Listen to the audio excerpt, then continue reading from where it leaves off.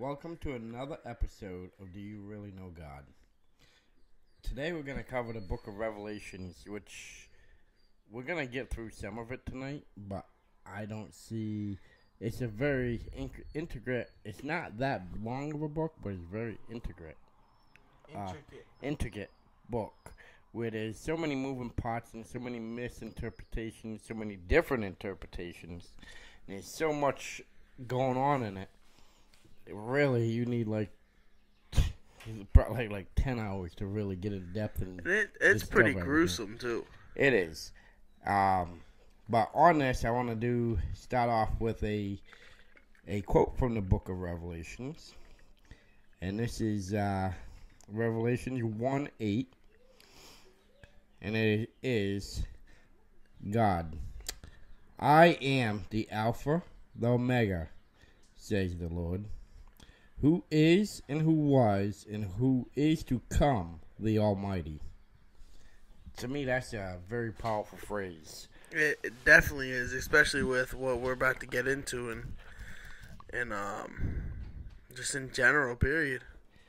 And the book of Revelations, and the reason why I figured we do it this week is you hear so many topics, and I mean, we covered a little bit about book of Revelations in the earlier podcast. A lot of people think with everything going on in the world today that it is actually the rapture, and we covered the rapture, right? Which is covered in the book of Revelations, and if you look at it, it's just so much into it where.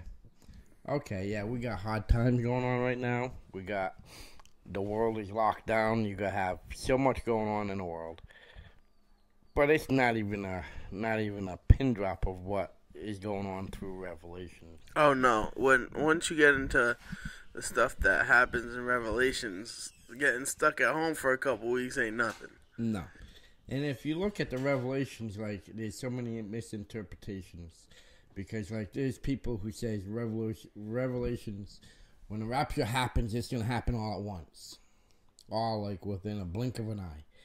In one day. And it's not. It's really not.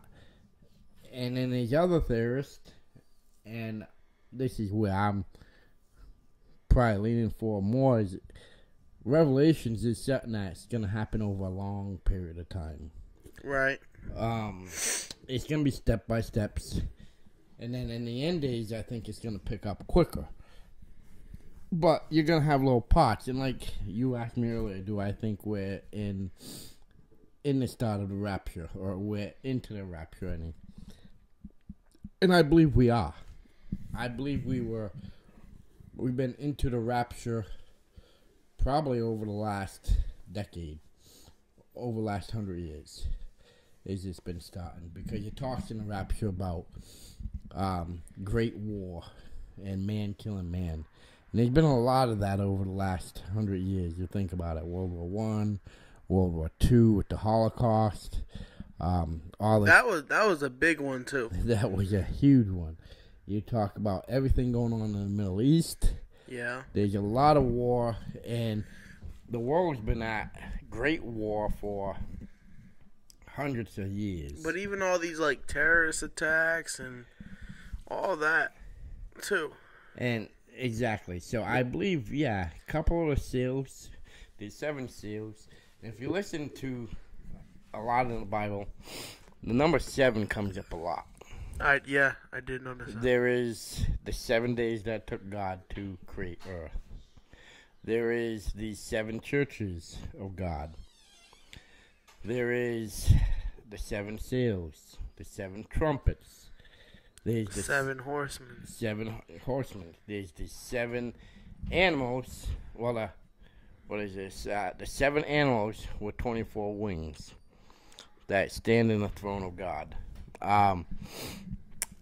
There is so much into it, and the number 7 comes up a lot, and trying to figure out what the number 7 really represents, but it's definitely something pretty huge right. in God's writings and looks. Right. It's almost like 7 is his lucky number or something. It is. There's a lot of 7s.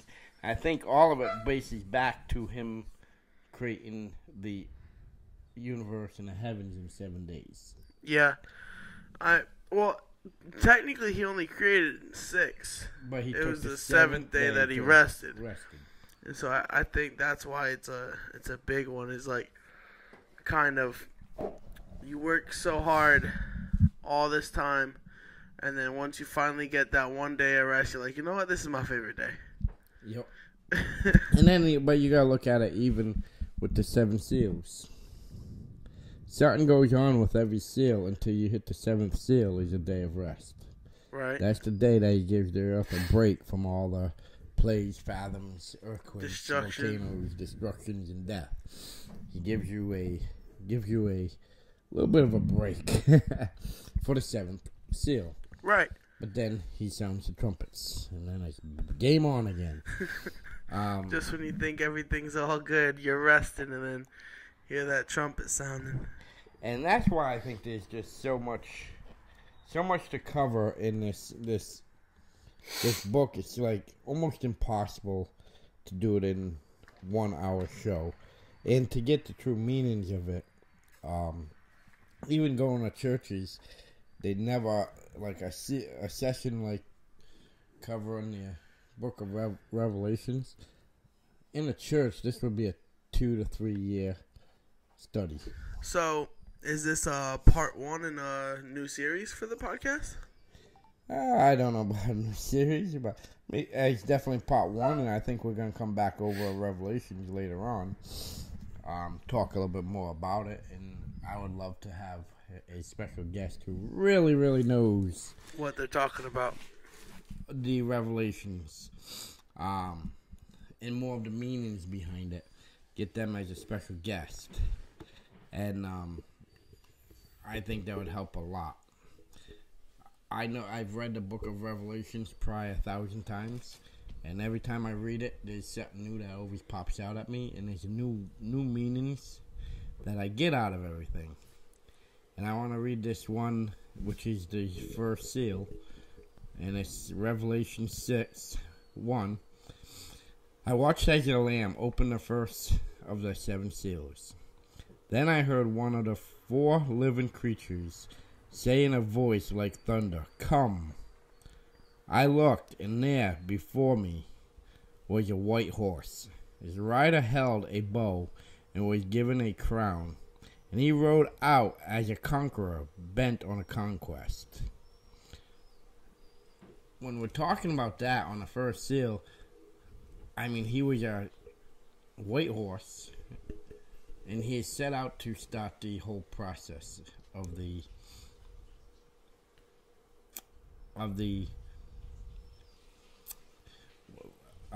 Revelations, rapture, the end times going. He went out there and he started setting plagues. He started getting. This is where you get some of the fathom people starving. Right. You get a lot of different things starting to go on. Yeah, I was reading it a little earlier, and it was saying stuff like the white horseman, or the horseman that rides a white horse is the Antichrist.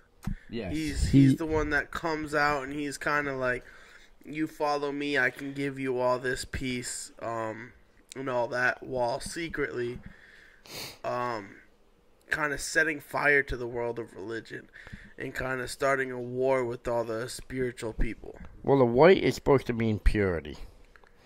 And like they say, one of the things of the rapture and the 7 seals is people who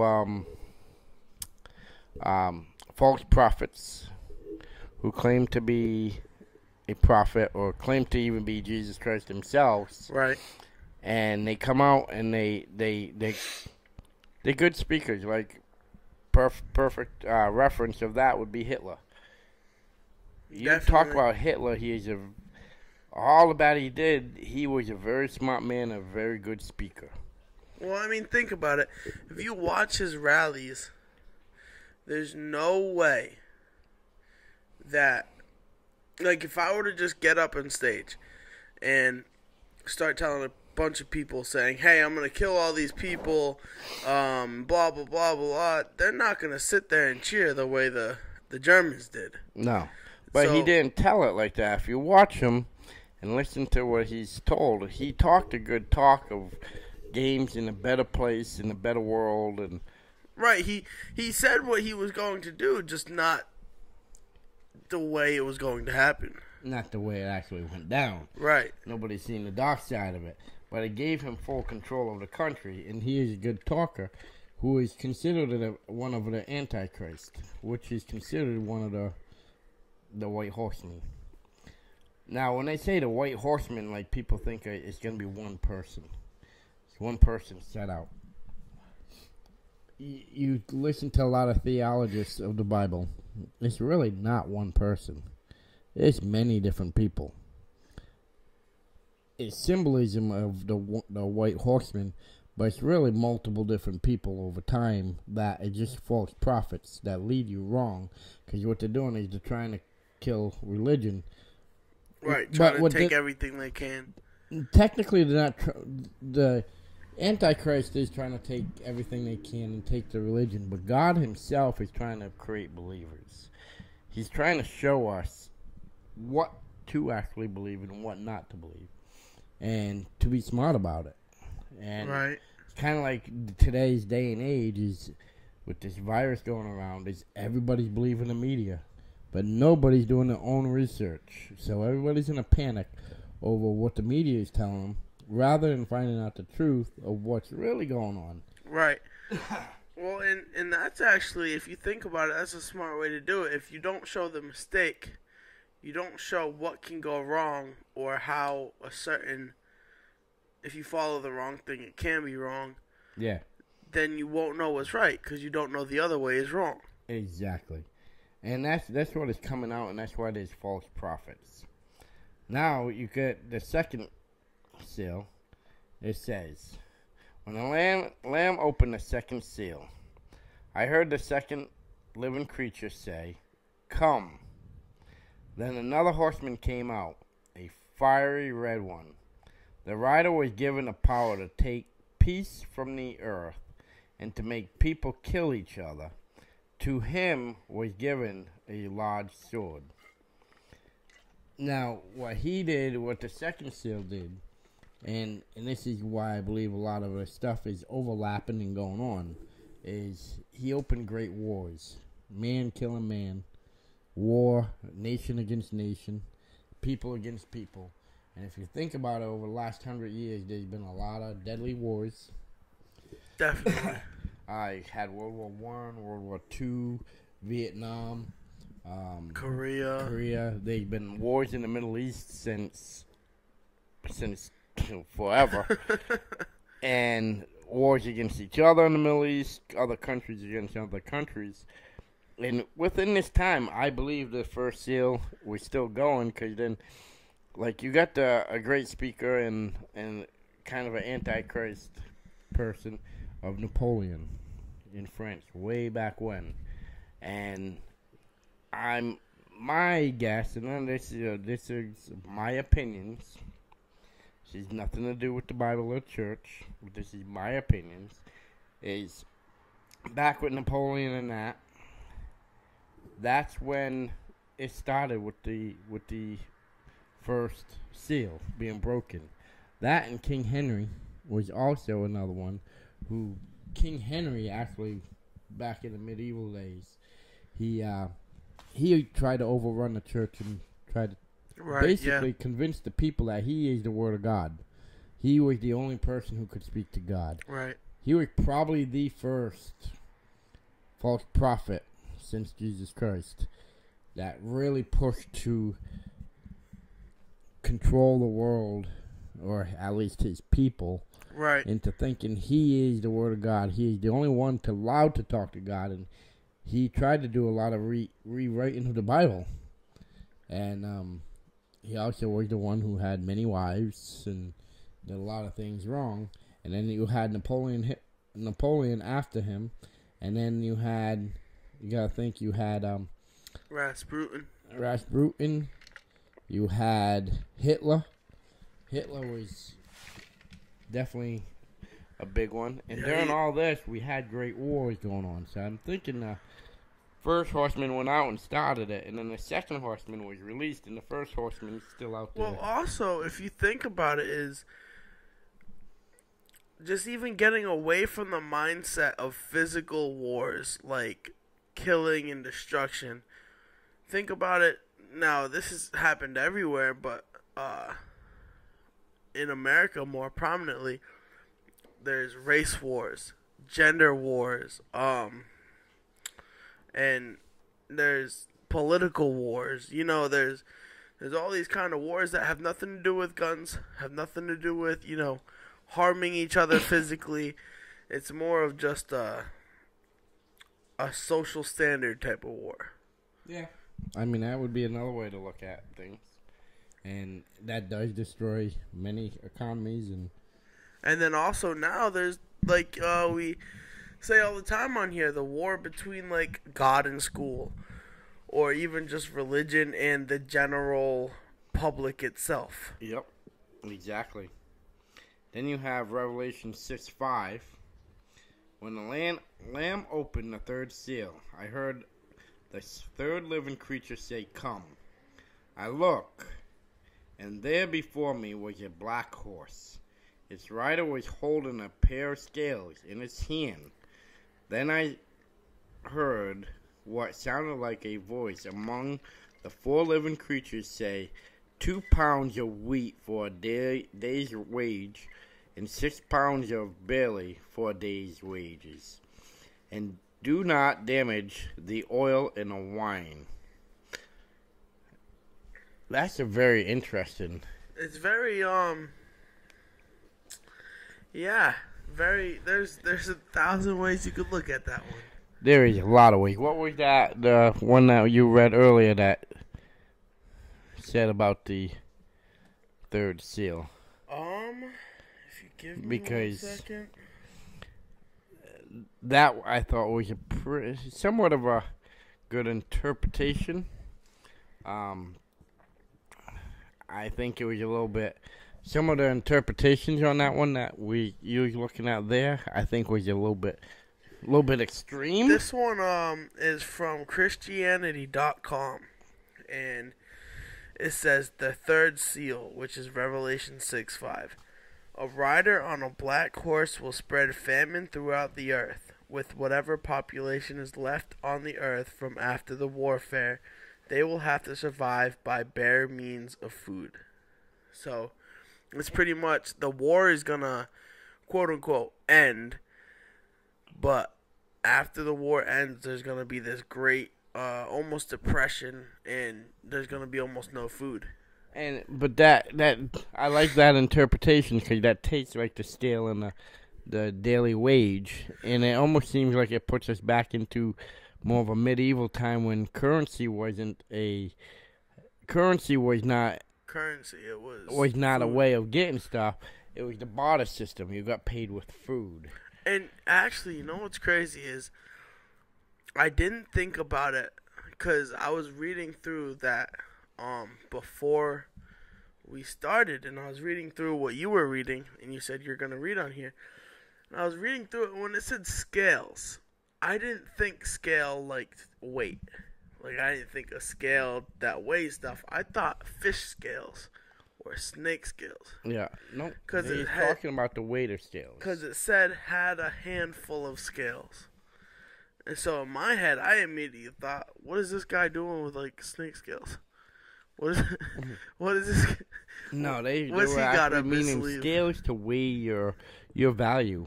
Yeah. Is what it basically does. What's your value of what are you worth at that time? Right. And going with the fathom and all that. Famine. Sorry. There is a lot of famine going around right now around the world, and it's been for a few years now.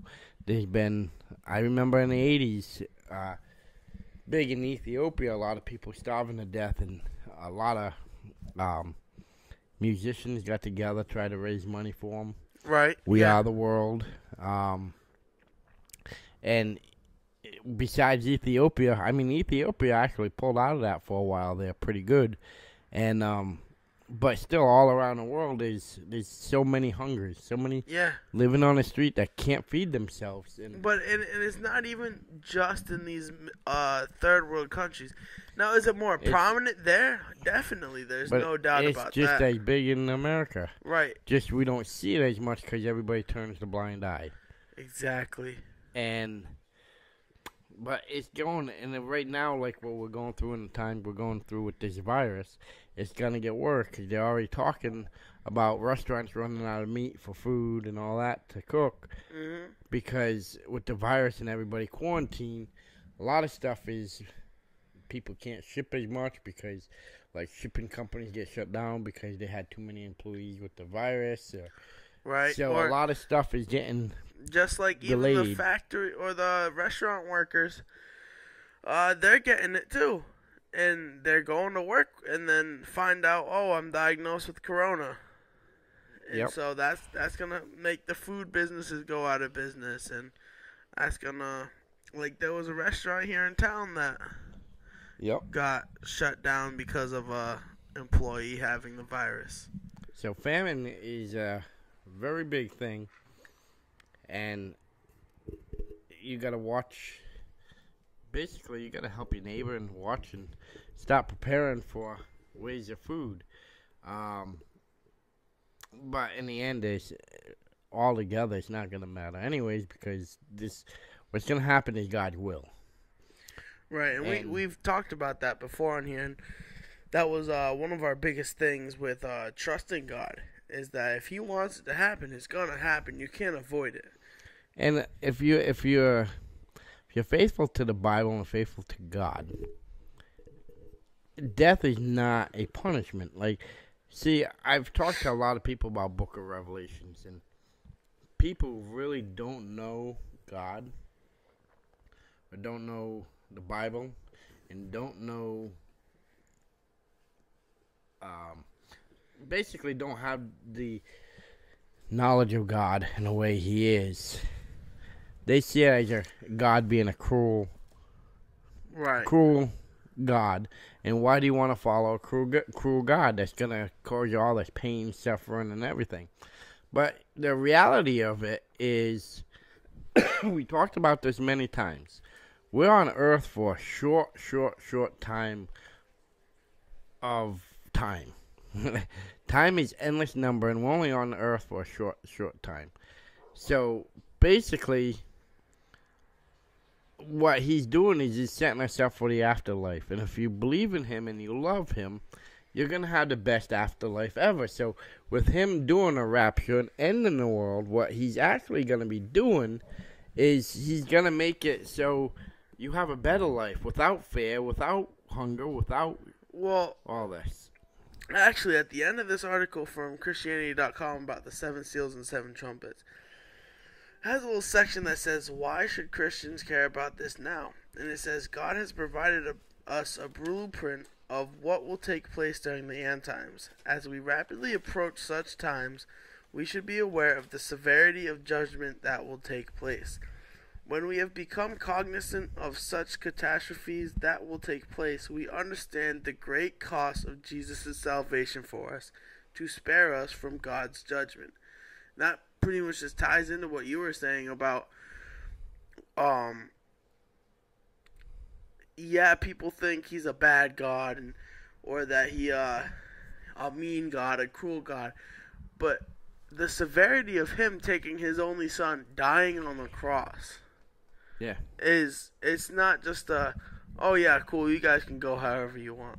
No, you still have a way of life that you gotta obey by and you gotta abide by. He just gave us an easier scapegoat on how to keep out of hell and keep out of the devil's reach. Right, and that's what I think they're trying to reach when they said the significance and the importance of God's and Jesus' sacrifice for us. Exactly.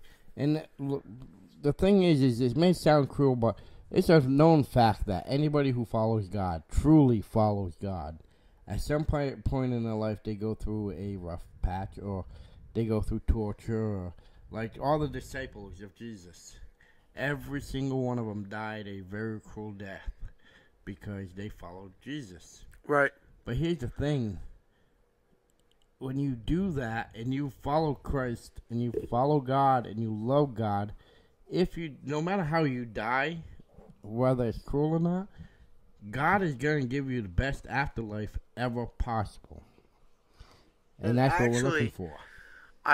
This is going to come up in the 5th seal. I know we're on the 4th right now, but something that I want to point out. Kind of like what you said, everyone has a rough patch. Well, first off, everyone in life, general, just has a rough patch. Yes. But with a lot of people think, oh, if I follow God, if I become a Christian, that life's going to be perfect, and I'm never going to have any issues again. And then when they do have the issues, they're just kind of like, oh, I must be doing it wrong. No point in doing it if stuff is going to go wrong anyway. And that's not really the outlook you have to have. And it's actually about to talk about the people who died because of Christ. Yeah, and the thing is you look at how Christ died. I mean, here is the perfect human being, and he died the most horrific death you could possibly die. Definitely. So we'll go on the 4th. We'll go with Revelation 6:7, which is when the Lamb opens the 4th seal. I heard the voice of the 4th living creature say, "Come." I looked, and there before me was a pale horse. Its rider's name was Death, and Hades was following close behind him. They were given power over a fourth of the earth, to kill by sword, famine, plague, and by the wild beast of the earth. So you look at that on the 4th seal, you can kind of think of like Death or the Grim Reaper or something to. Well, I like how it said Hades was following close behind him. Yes. Which is, in Greek mythology, that's pretty much the devil, the god of the underworld. Yep. And basically what that is that's a lot of disease and obviously more fat, more starvation and famine and plague and just death in general. Death from any beast on earth. And that could be, when you say any beast on earth, everybody thinks, oh, crocodile or some type of wild animal. That could be man. Man is a beast. It could, yeah, definitely. Or even it could be a little puppy dog. Exactly. But it gives him the fourth of the world. So you're talking a quarter people that will die from this thing. But one of the things that I really like about that is the fact that it says Hades follows close behind, because it really just paints the picture of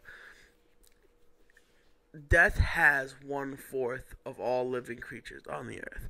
So he has 1/4 of the earth, and he's allowed to kill them however he wants, how easily or how harsh he would like. And following close behind him is Hades or the devil or god of the underworld, here to take whatever he can get. Exactly. And then when on Revelation 6:9, when he opens the 5th seal, saw under the altar the souls of those who had been slain because of the word of God and the testimonies that they have maintained. They call out in a loud voice, "How long, sir?" I'm bad with this word. How bad, Savior Lord, holy and true, until you judge and inhabitate of the earth, and avenge our blood. Then each of them was given a white robe, and they were told to wait little longer until the full members of the following servants and the brothers and sisters who were killed just as they had been. So basically what that's just saying is everybody who actually followed him to the end and died in many severe ways, in bad ways. Like the beheadings that's going on in, what is it, Somalia? In Somalia. Because of Christian. Yeah, and all this stuff. They were all, the ones who were already dead were given white robes and seals. Right. And basically he's telling them, your day of everlasting life is here. Just give me a little bit longer. Because what he's doing is he's working to basically take over the whole world and get, what he's trying to do is he's trying to get as many people as possible from the devil. And only way that you can actually do that is you gotta give people hard times and make them believe in you. Well, it's almost like a game or like a race, because as death comes through and sweeps over his fourth of the land that he's allotted, Hades is right there trying to get what he can. Yep. He's right there saying, okay, this is mine, this is mine, this is mine, this is mine. Whereas God, he kind of has a big picture in mind. Yeah, exactly. He's kind of like everyone, the people who were beheaded or what you may have it because they believed in the Bible and because of the Word of God. And they're like, come on, God, you don't have to do all this. It's getting a little too serious. He's like, just give me a little bit longer. That way, everyone who is like you, your fellow brothers and sisters, they can all join you. Exactly. And the thing is the reality of it is we're not all going to heaven. It's unfortunate, but we're not all going to heaven. Because there is a lot of non-believers. And if you're a non-believer, you're not going to heaven. Right. Bottom line. And that's where Hades and the devil, they got you. And you may think life is grand living under the devil, but I hate to say it, but if I am correct, my afterlife is going to be a lot better than yours. And I'm doing my best to aim for the righteous way, because like we talk about many times, our life on this earth is a very short time compared to eternity. And I don't know about you, but I would sacrifice 80 bad years to have an eternity of great years. Right. And that's how I look at it, and that's how these people are looking at it. But speaking of that, there's also many interpretations that I've heard about death. Like, some people think that when you die, right when you die, you go to heaven or you go to hell right away, and that's it. But I've heard other people saying that when you die, you don't. When you die, you're in a suspended area until this final battle. And it's said... So like a purgatory kind of type? like a purgatory, but it's also said, like I talked to one preacher who is actually strongly believed in this way, and he said, like, all the people like Peter and Moses and all them who are dead, their souls are sitting here in purgatory waiting for the everlasting life. They're waiting for the end times, and they're praying for the end times, so they can move on to the afterlife of great peace and happiness.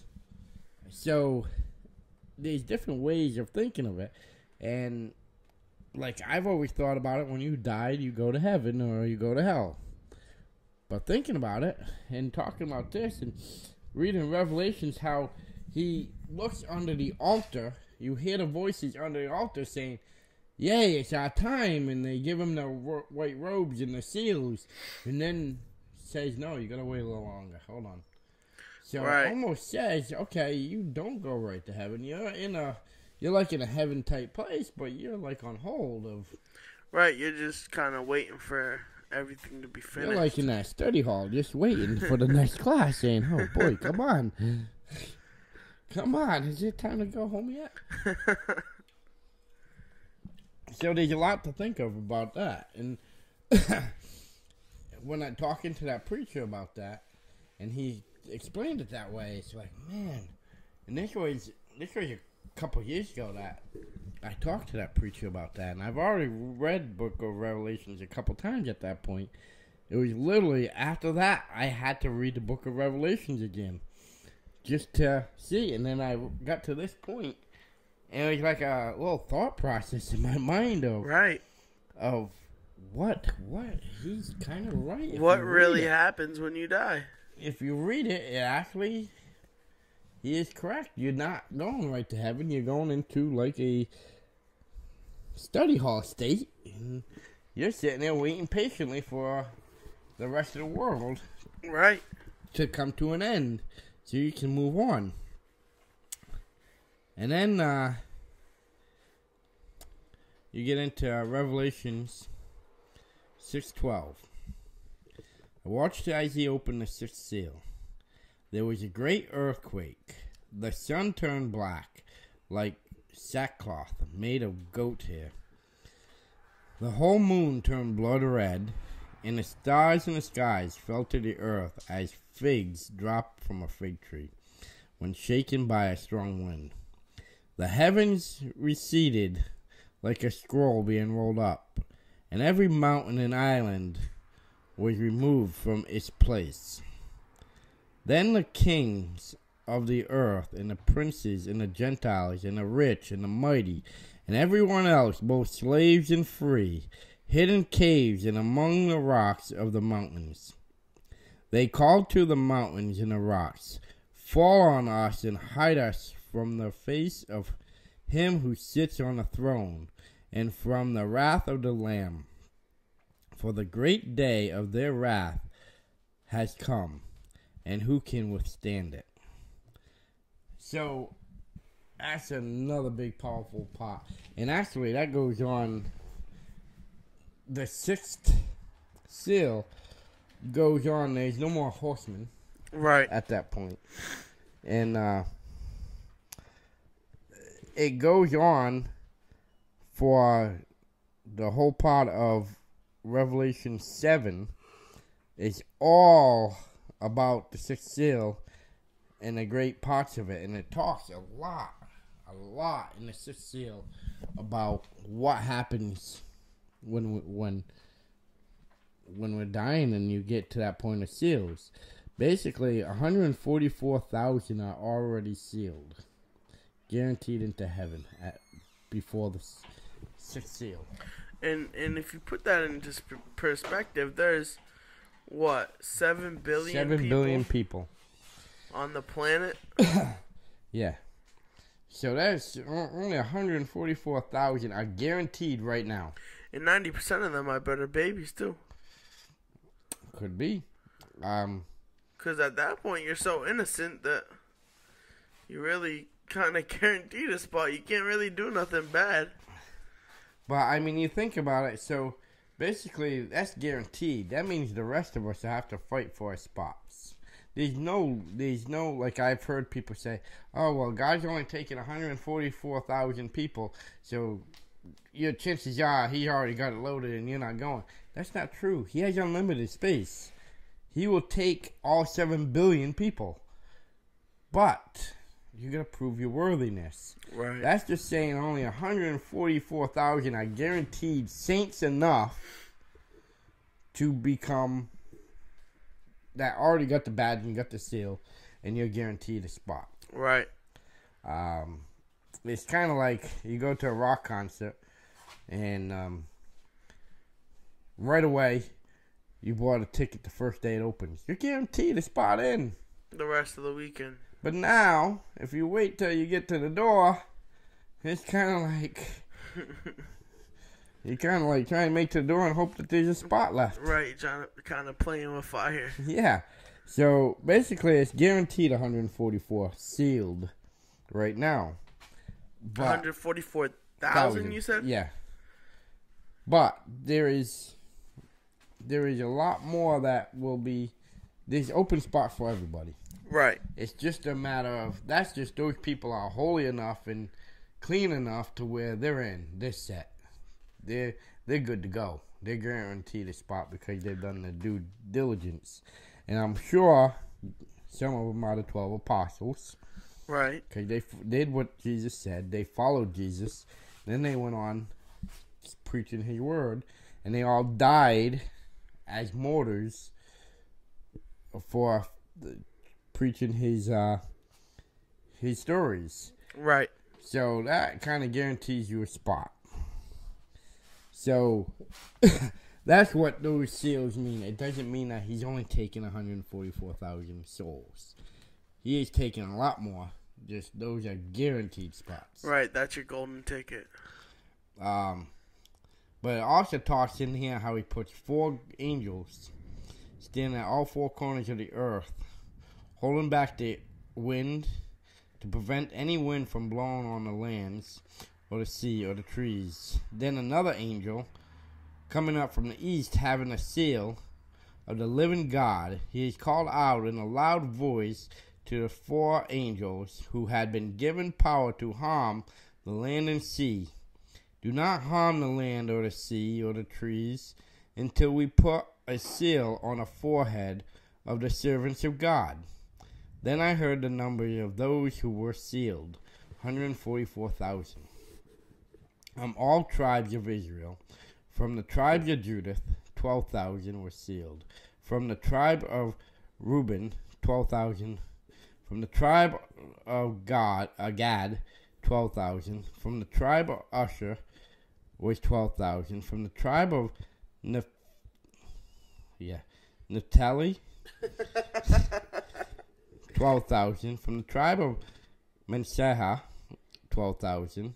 From the tribe of Simon, 12,000. From the tribe of Levi, 12,000. From the tribe of Issachar, 12,000. From the tribe of Zebulun, 12,000. And the tribe of Joseph, 12,000. And the tribe of Benjamin, 12,000. Why can't the Bible just have like regular names? Because you're talking over in the Middle East and Jerusalem and Israel at the time. But why can't they just be like the tribe of Joe, the tribe of Bob? But basically what that's saying is this is all on the after the 6th seal is broken. Right. He stops the 4 angels from doing any more destructions. And he stops everything from happening, so he has time to decipher through of some of them who are guaranteed a spot. Right. And they will be guaranteed, never again will they hunger, never again will they thirst. The sun will not beat down on them, nor scorching heat. For the Lamb at the center of the throne will be their shepherd. He will lead them to springs of living water. The God will wipe away every tear from their eye. So it's basically coming out and saying, let's stop everything. Let's go through the carnage. Right. And let's put badges on these people and give them the white robe and move them on to the next Well, stage. that's kind of like with the Israelites in Egypt. That what was the last plague, the last of the 13 plagues, where he sent the angel of death down, and you had to have lamb's blood on your door for you to survive, for your firstborn son to be okay. Yep. Exactly. So he's kind of just giving everyone a mark, and you know, if you're not a believer, if you are not worthy enough to go to heaven at that point, then you don't hear about it. You missed the memo. Yep, and you're good. And then, when he opened the 7th seal, there was a silence in heaven for about a half an hour. So they actually talk about some time. Only for half an hour? Only a half an hour. And I saw the 7th angel who stood before God, and the 7 trumpets were given to them. Another angel who had a golden censer came and stood at the altar. He was given much incense to offer, with the prayers of all God's people on a golden altar in front of the throne. The smoke of the incense, together with the prayers of God's people, went up before God from the angel's hands. Then the angel took the censer, filled it with fire from the altar, and hurled it onto the earth. And there came peals of thunder, rumbling, flashes of lightning, and earthquakes. So, basically, he gave like a half hour of peace and quiet and break. Then they did a little prayer, and then they did the next Fury onto the earth. Which is the 7 trumpets now. Yes. Now he released the 7 trumpets. 7 trumpets get into a whole nother thing. And it's funny because there's people that actually heard like trumpet noises throughout the world already. You know what? There's a whole phenomenon about that. I actually remember seeing something about that. I'll never forget it. I was sitting in high school, and I'm not exactly happy to admit it, but I'm not ashamed to admit it. In high school, I wasn't the best student. I didn't really pay attention too much in class, and I would sit there and watch YouTube. And I just so happened to stumble across this one thing that said, "What do the trumpets mean?" And I'm a very musical person. I love music, so I didn't even think about it in a biblical sense. I thought someone was making a video about trumpets and what they mean. And I was like, this ought to be interesting. I'll look at it.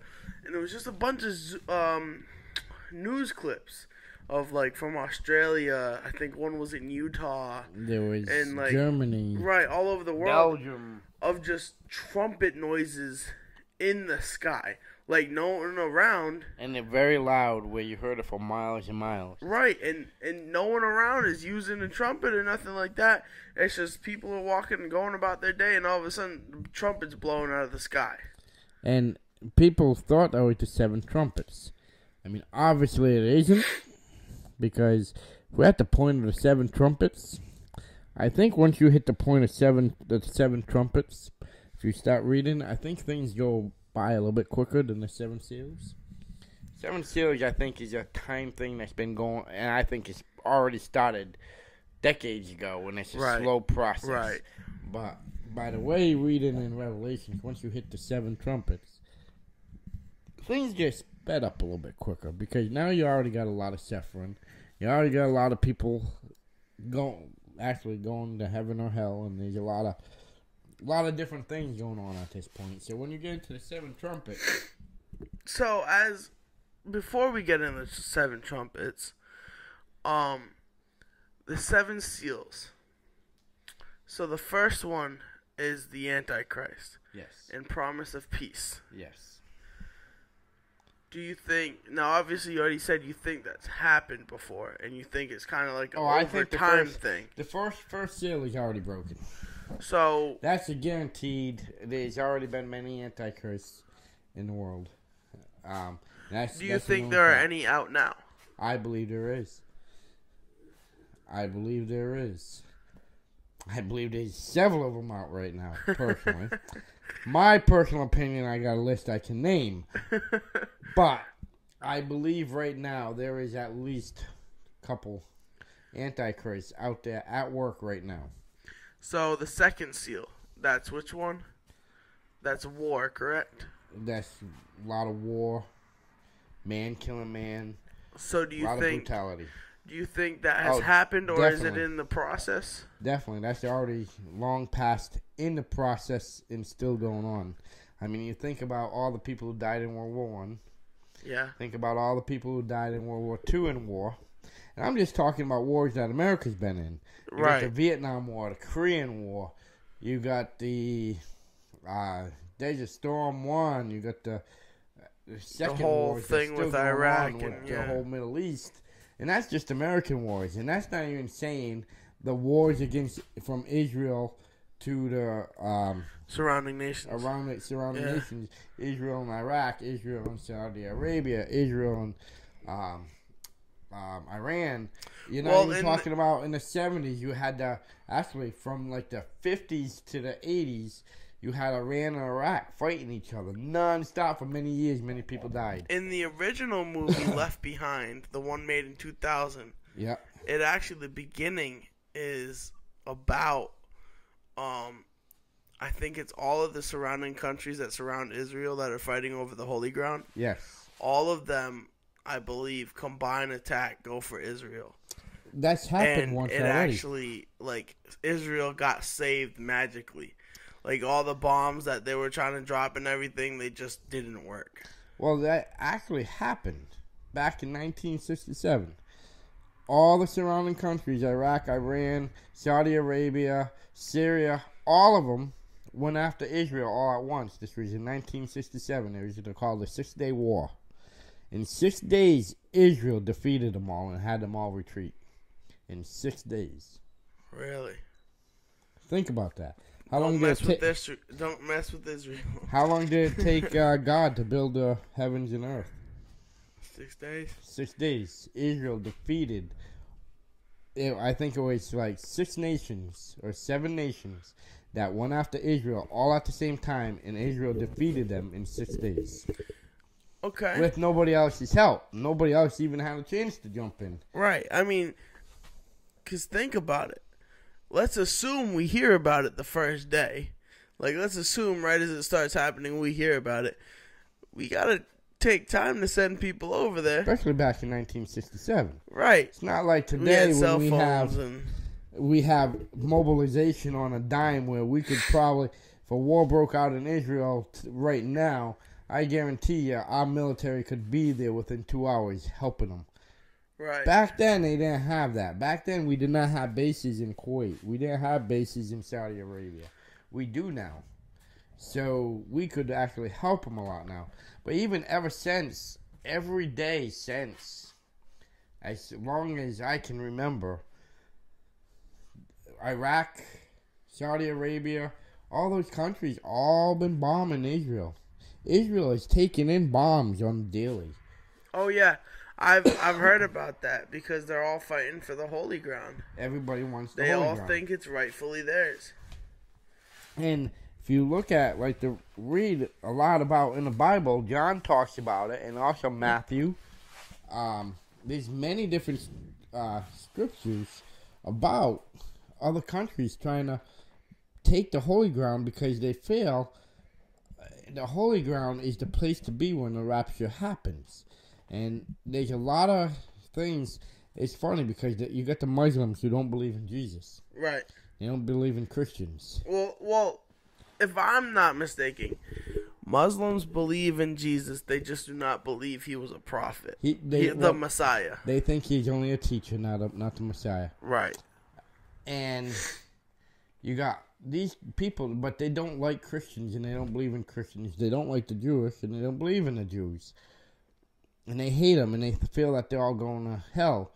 But in their mind, they feel that they need the Holy Land for them to go to heaven too. Right. So, the third seal, that's famine, correct? Yes. You think that has happened yet? Absolutely. That's happening every single day, all over. There's people dying on the streets every day in every nation. It's not like it's in one nation. There ain't any nation that's out there that don't have the poor that are dying every day of starvation. And it's a growing thing. I mean, way back in the days, it wasn't so common. But as time goes on, it's getting more and more common. And what's the fifth seal? Fourth seal, ain't it? Third. Oh, yeah, the fourth. I'm sorry, you're right. The fourth seal. Fourth seal is with the earthquakes. And you think that's going on right now? I think it's the start of it. I don't think it's full bore, but it's the start of it because you got one, if you notice the weather patterns, hurricanes are a lot stronger these days, a lot more frequent. Tornadoes are a lot stronger, a lot more frequent. You got places like Arkansas getting earthquakes that's never had earthquakes. Right. Ohio. Getting earthquakes. They've never had earthquakes before. Utah, right? Utah has been being hit with earthquakes. I remember when we lived up in Connecticut, there were 3-4 earthquakes in Connecticut. You never heard of an earthquake as long as I can remember. No, because there's a fault line, but it's happening now. Right. You have... well, there's also that video that you sent me that I learned about all the earthquakes in Utah and Ohio and all that. They also were saying stuff about volcanoes erupting that haven't erupted for many, many, many years. Right, like 300 years or something like that. You got Mount St. Helens in Hawaii. That volcano was dormant for many, many years. I think it was like 100 years. And in 1984, it erupted in Hawaii. And it has not stopped erupting since. It's been on a constant erupt. Not like a massive shootout, but it's constantly leaking now. Well, ever since. There was one, I think it was off the coast of Australia. I could be wrong. But that they said hasn't been active for 300 years. But the last time it erupted for over 600 years. Yep. There's a lot more of that. Not to mention, I remember as a kid growing up, I heard of the phrase tsunami. But yeah. I'd never seen on the news anything about a tsunami. To me, it was something in the books that happened. Right. You figure in the last 10 years, there's been at least 6 tsunamis. Well, and 3 of them were huge. One of them took out half of Japan. I actually remember one time. Now, I was in Boy Scouts. And I was in Cub Scouts, and I was transferring over to Boy Scouts. And we had to go to my blue and gold ceremony, which was this big fancy dinner. And we had to go, and I would get my awards and everything, and I'd become a real Boy Scout. I remember we showed up late because we were sitting there watching a tsunami on the news. Yeah. And, I mean, I think that was in 2012. I think that's the one that wiped out Japan. And then I had one after that, a couple of years later, that happened in the Indian Ocean area that took out a good part of Vietnam, Africa, and countries bordering the Indian Oceans and Philippines and that. Right. Then you had one down in Haiti that took out Haiti not too long ago. And Haiti has a lot of earthquakes, too. A lot of earthquakes. So there's a lot more, and it seems like natural disaster type stuff with the weather has been increasing more and more over the last few years. It definitely does seem that way. It's like 2019 had 10 Category 5 hurricanes, say. 2020 is like, yeah, hold my beer. I'm going to have 20. So it's like every year is trying to top each other. Right. And it's like, I remember when, now I'm dating myself, when I was a kid, I mean, you heard of a Category 3 hurricane, you're like, oh my God, this is a bad hurricane. Yeah. Now it's like Category 3, that's it? Come on.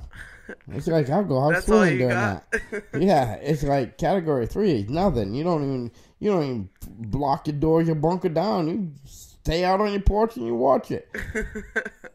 Now it's all hurricane Category 5. And they actually had that one last year that was, they almost in a category as Category 6, which has never been heard of in the history ever, documented history ever, Category 6. Which one was that? Was that the one that actually wasn't even really anything?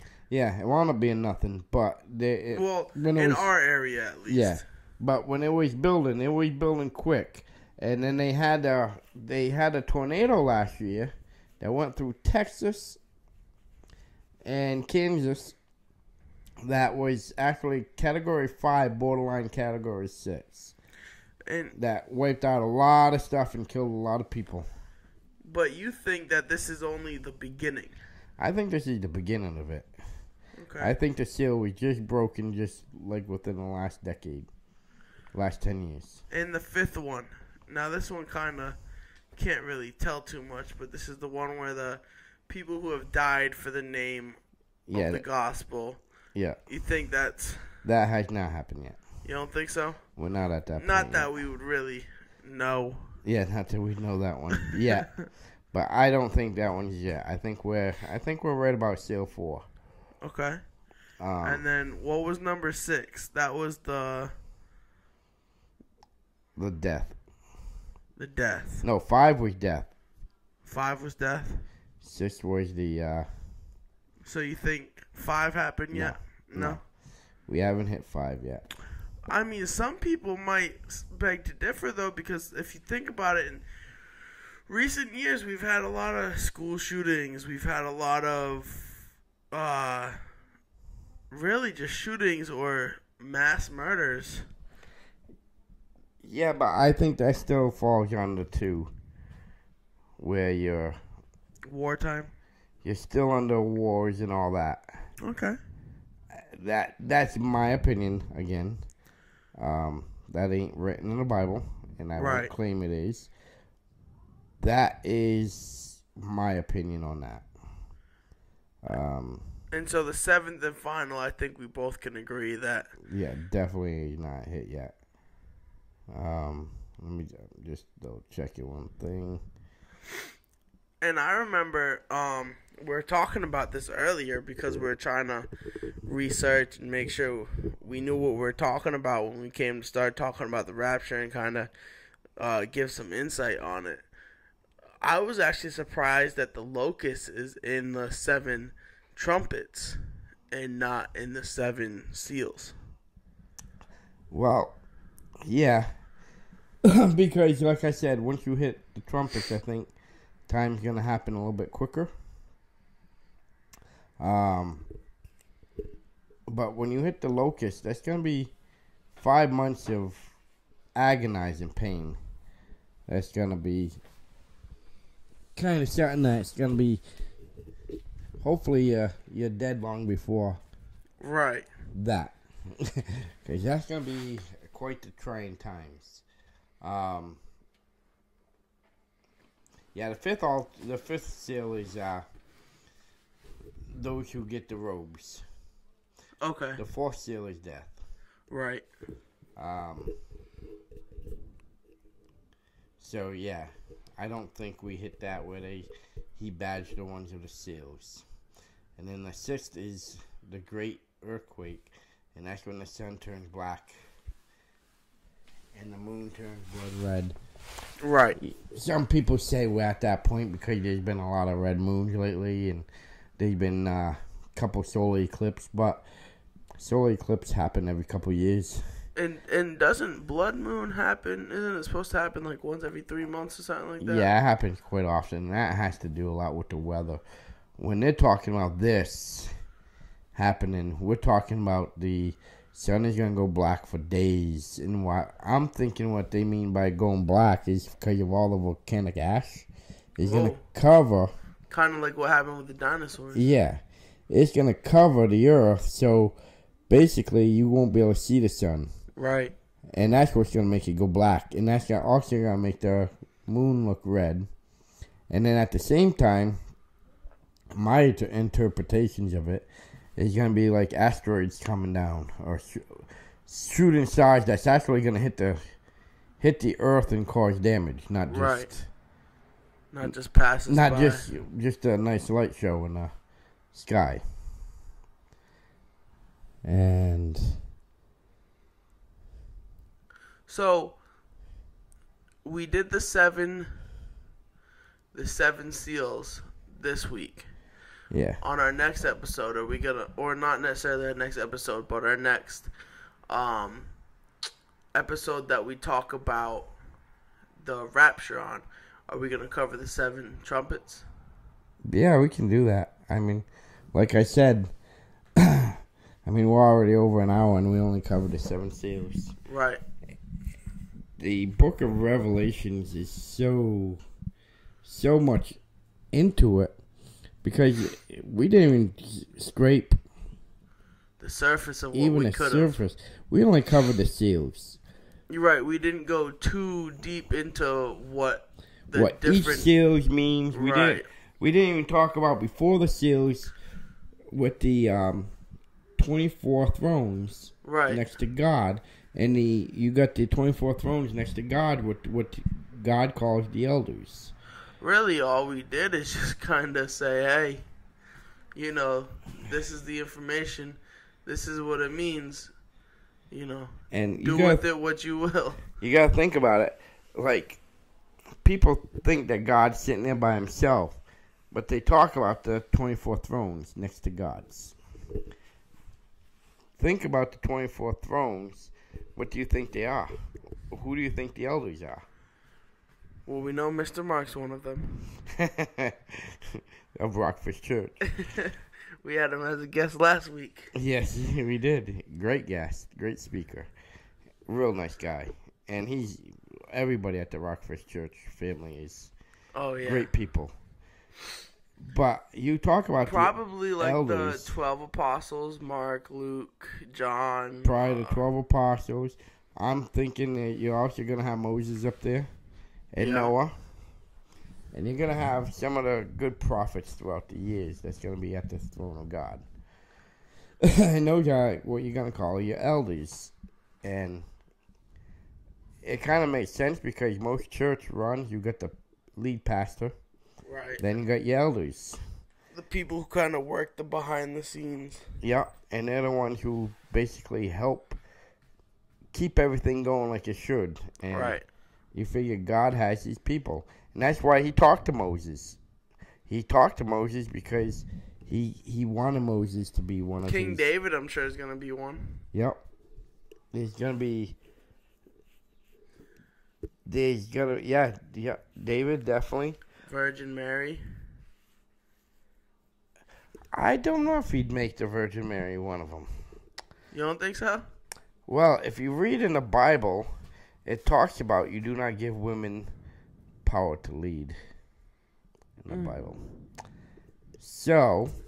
No, you definitely are right about that. In the Bible, it definitely does say that the females submit to the men. And it does say that it doesn't say that the female are weak or that really so much submit to the men. Like, it does talk in there that female is what is the glue to help the man survive. Right. But it says that the female should not be in a position of leadership when it comes to the Bible. Right. Why that is, that part I do not have the answer. I mean, times were also very different back when it was written, too. Times but it was still definitely changed. You don't have that, with the whole feminist movement and the... but you gotta think about this. This was the words of God. So God's time has never changed. True. So he has his meaning. And you think about it because he built Adam first, right? Right. So he built man first.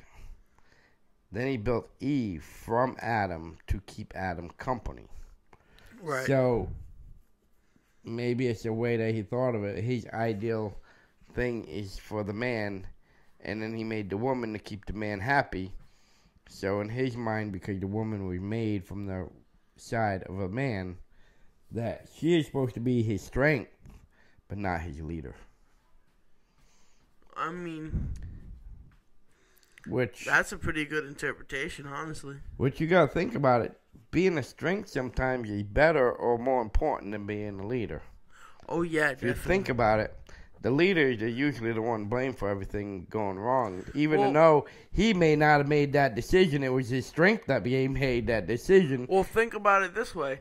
A good analogy that actually was used all the time in football was, because I was on the O-line, and it says the quarterback's the leader, and the O-line are the unspoken heroes of the football game, because we're the strength of the quarterback. If we don't do our job, you know how many defenders are going to rush through and just destroy the quarterback? Yep. It's really just the quarterback's the leader. He's the one who makes the calls and makes the plays. He's in charge, but he's not the strength. And you got to think about that too. But without the O-line, he can't do nothing. Exactly. And you got to think about this other thing. It's not always good to be the leader sometimes. Because you think about it, when the quarterback gets sacked, 9 out of 10 times, you don't blame the line. You blame the quarterback. Why didn't you move out of the pocket? Why didn't you do this? Why didn't you throw the ball? Why didn't you... Yeah. As the leader, you are the fall guy, even if it ain't your fault. And only real, true football fans and football players will actually blame the line. Yeah. Only if you're really into the game will you be like, oh, the O-line should have done better. Exactly. But sometimes it's better to be the strength than the leader. And I think that's how God looks at it, is the women are stronger in his mind. So they are the strength and the glue that holds man together. Man is just the face of the leadership, Right. but not the strength. And so on the thrones, I mean, obviously there's a lot of elders up there, 24. And if you count, like the 12 disciples, and then before the disciples, David, Moses, Abraham, Noah. You got so many that will be on that throne of elders throughout the year who all God talked to highly. Right. And gave good prophets to and good teachings to. I definitely think it'll be very interesting to, once that time comes, what who all is gonna be put where. Because I think there's a lot of people, and I know a lot of people do this with musicians when they die, but there's a lot of people, not even just musicians, just people in regular life or even other celebrities, where when they die, everyone's like, oh, they were such a good person, blah, blah, blah, blah, blah, and just talking them up to be this great person. But in reality, you weren't saying all that when they weren't dead. Yeah. So it's really going to put into perspective where, like, wow, who is really where. Yep. And because you might think, some person you knew either personally, like a personal mentor you looked up to, or even some celebrity you looked up to, you might think, oh yeah, there's no way they're not getting in. They're going to be within the first round. And then come to find out, they're not. It's going to be, when it is clear to everyone, when there is no denying that we are in the rapture anymore, it's going to be a real wake-up call to a lot of people. Oh, it is. And I just hope and pray that people find God before. Or have the common sense to find him there. Because he'll grab you right at the end. It doesn't matter. So long as at the end you repent, you love, he will still take you. He is a God of love. And he wants us all to go to heaven, but we got to want to go there. Right, and it's not just, I'll just wait till the rapture to start working, doing good, because then, first off, who says you're even going to make it to see the rapture? Yep. But second, it's just like you weren't like this before, but now that you know for a fact that is, the truth, you're going to go towards it, and kind of more just to save face more than anything. And I think that's going to be a big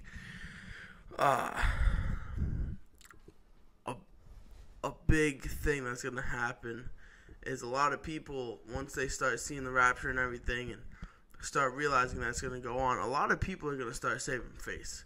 You're going to see all these people, whether they be, again, a celebrity or not, who are like, oh, hail Satan and blah, blah, blah, all this type of stuff. I don't like God. You're going to see them change real quick. But the problem is you can't just change. And that's what I'm trying to say, yeah. You can't change in public and think that you're going to be saved. You got to change in your heart. Believe it. And God knows whether or not you truly, in your heart, believe it. There's no denying it. There's no BS in him. It's like he knows what your heart really says and feels. So you can't go outside and say, yes, I love God, but in your heart, you really don't mean it, and get away with it. So one of the things, and this is just kind of my thing I want for the viewers, if you have a separate one, we can do that one too. But one thing I want to know from the viewers in the comment section, what veil do you think we're broken through so far? And do you think we're in the rapture right now? Because there are plenty of people who don't think this is the rapture right now. So do you believe we're in the rapture right now? And if so, how far along do you think we are? And I want to know, take that a little bit step farther, is how long you think the rapture lasts till the end day? Because that's always a big misconception too. I've heard people say thousands of years. I've heard people say hundreds of years. I heard people say it happens within a week. I've heard people say it happens all at once in one day. So, I mean, I've heard all different things. I know my theory, and my theory is I think it's several hundred years long. I don't think it's a 1 year or 10-year process. I think it's several hundred years. So, do I think it's going? And I feel, yeah, it's already up and going. We're at that point. We're going. There ain't no turning back now. It's just a matter of when the actual end date's gonna be. Right. And in the end, I mean, if you read to the end of Revelations, it even tells you in the end, and we're talking thousands of years from the end of the rapture, God rebuilds Garden of Eden on earth, and that's where we all come to live in peace. So, and that's your eternity in the Garden of Eden. And one thing I want to see more from the people who watch is kind of more interaction. Like, if you like it, let us know. Give us a like. If you don't like it, let us know. Give us a dislike. If you have a topic you want us to cover, feel free to comment it. Yeah, let us know a topic. And we put our social media and our ways to contact us privately at the bio of every episode. So if you happen to stumble upon something you disagree with, or you want to learn more about possibly, or whatever the case may be, and you don't want to put it in the comment section, because one thing we try to keep is an open comment section. We don't want we really want the comment section to be a discussion section more than anything. But if you want to be private, you can message us privately. Exactly. We have the email for the podcast. Do you really know God at doyourreallyKnowGod.podcast@gmail.com. We also have Facebooks. Yeah, Instagram. So we have plenty of ways where you can inbox us, or what they call PM us or whatever. Right. There's many ways to get a hold of us. On that subject too, if there's anybody out there who knows the Bible good or is into the Bible, any preachers out there who want to be on the show, please contact us. We're always looking for special guests. And not I love just to hear preachers from you. As well. What's that? Not just preachers. No, anybody who really knows the Bible and has something that they want to put out there for the good of God. And even if you don't want to come on the episode, if you just want to have a face-to-face meeting with us, or just a real conversation, we're open to that too.